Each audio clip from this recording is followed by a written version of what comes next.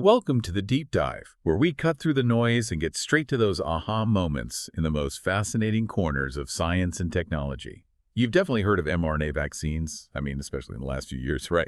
But have you ever really stopped to wonder about the incredible science and the engineering that makes them possible? And maybe even more importantly, what else this groundbreaking technology is unlocking? Because it's far more than just a shot in the arm. Today, our mission is to really unpack the intricate world of mRNA therapeutics.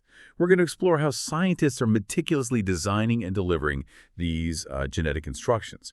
And not just for vaccines, but for a huge array of medical applications, treatments for allergies, even things like cancer. We're going beyond the headlines today. I want to give you those truly surprising facts about, one of medicine's most rapidly evolving fields. That's exactly right. And it's fascinating because at its heart, mRNA is fundamentally just, a cell's instruction manual.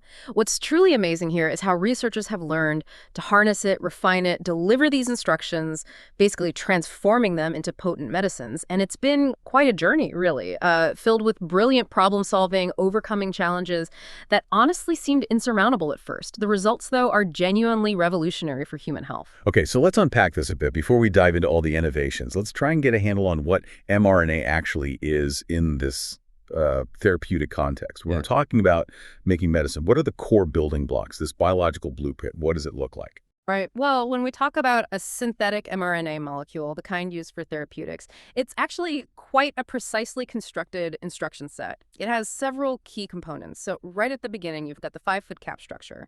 You can think of this as the start signal for the cell's machinery.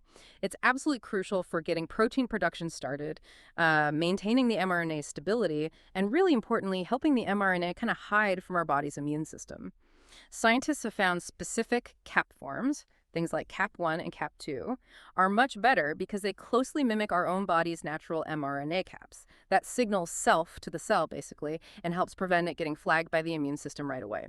Then, right after the cap, there's the 5-foot untranslated region, or the UTR. Now, this is a segment of RNA before the actual coding sequence starts. It doesn't get translated into protein itself, but it heavily influences how efficiently the mRNA is translated and how stable it is.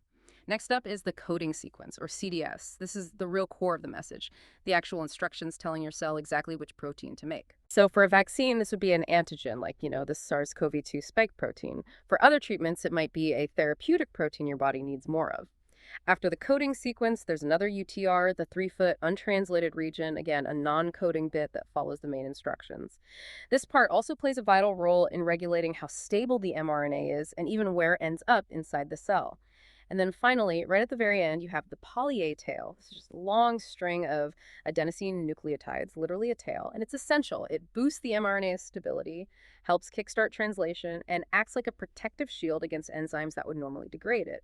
So you see, it's a very precise design. Wow, okay. It really does sound like an incredibly carefully crafted biological blueprint designed for a very specific job.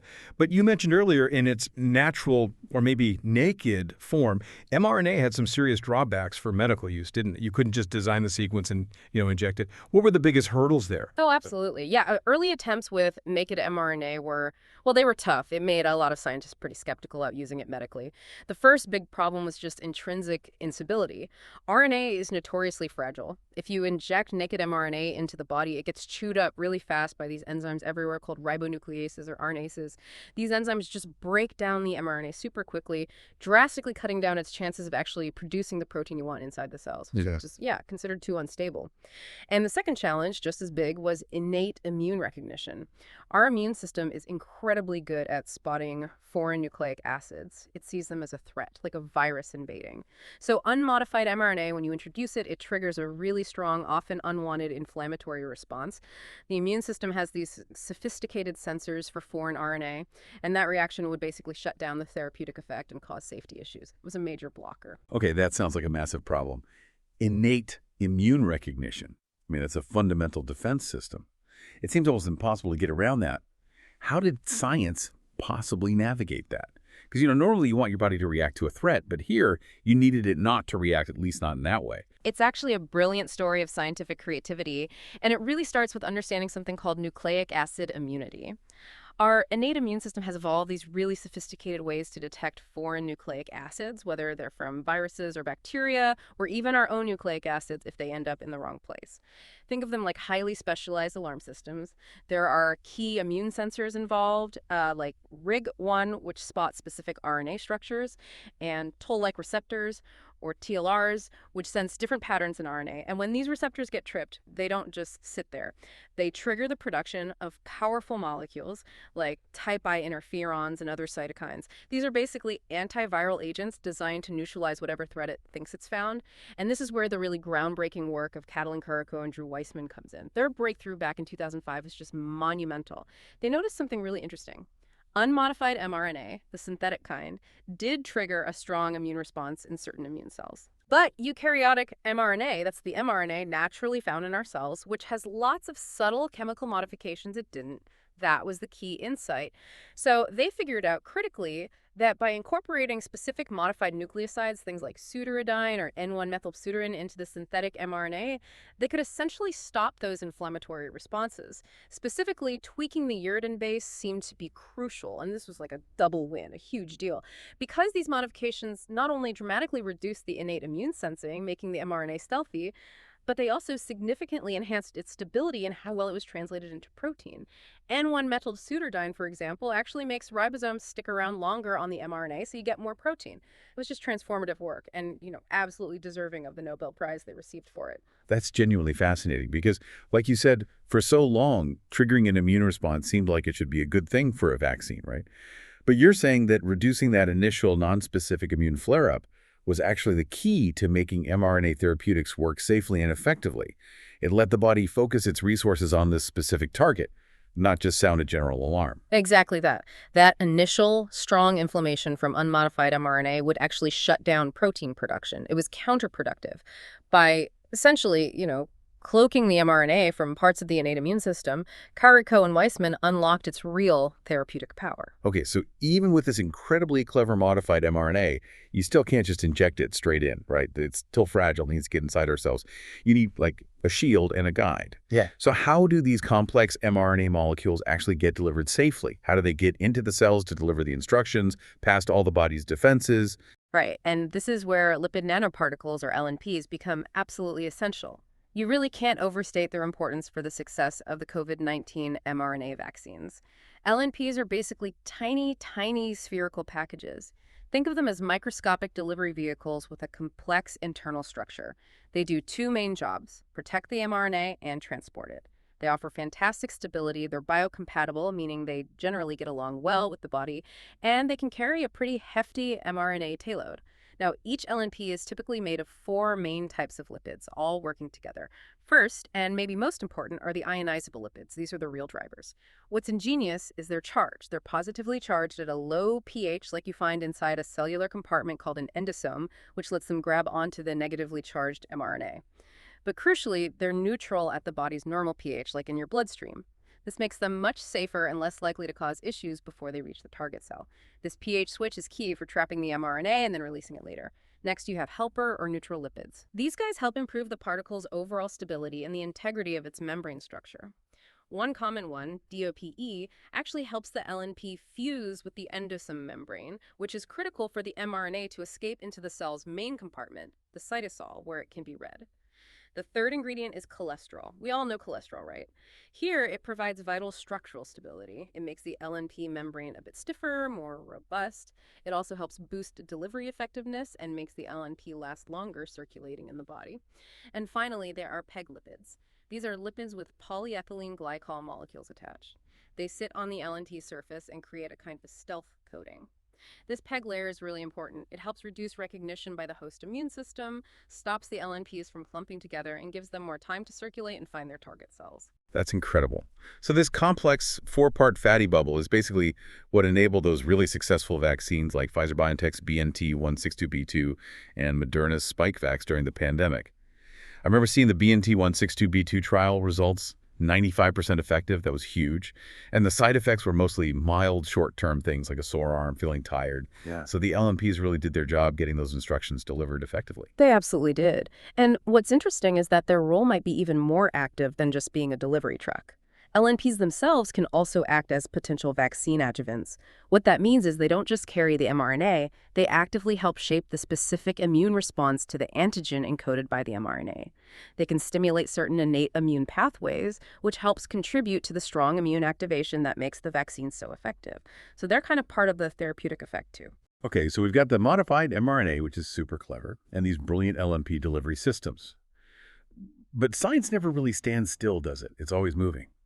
How are researchers continuing to refine both the mRNA itself and the LNPs to make them even better, more effective, maybe safer? That's a great point. And yeah, the field is constantly innovating. There's a huge amount of work going into mRNA sequence and structure optimization. For instance, scientists are meticulously tweaking the 5-foot and 3-foot UTRs, those untranslated bits we talked about, to really boost translation efficiency and make the mRNA last longer inside the cell. This involves things like avoiding certain RNA structures that can form, especially near the beginning, and making sure there aren't little accidental start signals called URFs that could mess up the reading of the main message. Then within the coding sequence itself, there's codon optimization. Remember how the genetic code has some redundancy? Well, researchers swap out codons that are rarely used by our cells for ones that are much more common. This is based on which tRNA molecules are most available. It basically speeds up protein production and makes it more efficient. Often this means increasing the amount of guanine G and cytosine C bases while carefully managing the uridine content for stability. At the same time, there are huge improvements being made in how the mRNA is actually made, the in vitro transcription IVT process, and how it's purified afterwards. See, the IVT process can accidentally create unwanted RNA byproducts, especially double-stranded RNA, dsRNA, and RNA that hasn't been properly capped. These are major red flags for the immune system. So researchers are fine-tuning the IBT conditions, adjusting temperature, changing concentrations of things like magnesium, using those modified nucleotides during synthesis, all to minimize these contaminants. And after synthesis, really advanced purification methods are crucial. Techniques like HPLC, which is a type of chromatography, are used to get rid of that problematic dsRNA and other impurities. Plus, there's better capping technology. Using advanced cap analogs like the CleanCap system ensures that almost all the mRNA gets the right kind of cap structure, like Cap1 or Cap2, right during transcription. These caps look self to the cell, helping the mRNA avoid those initial immune alarms. And it's not just the mRNA. LNP design is also advancing rapidly. Scientists are developing new types of ionizable lipids. For example, branch-tail lipids might offer better stability and better fusogenicity. That's their ability to merge with cell membranes effectively to release the mRNA payload. And manufacturing is getting slicker too. They're moving from older methods to techniques like microfluidics mixing. This allows for the production of very uniform, precisely sized, and highly stable LNPs much more reliably and scalably. And finally, for some applications like certain vaccines, you actually want a specific controlled immune boost. So scientists are exploring ways to add defined innate immune adjuvant activities. This could involve attaching small immune-stimulating molecules directly to the mRNA, ensuring they get delivered together to the right cells to fine-tune the immune response. It's really getting quite sophisticated. Wow. So what does all this relentless optimization mean for the future?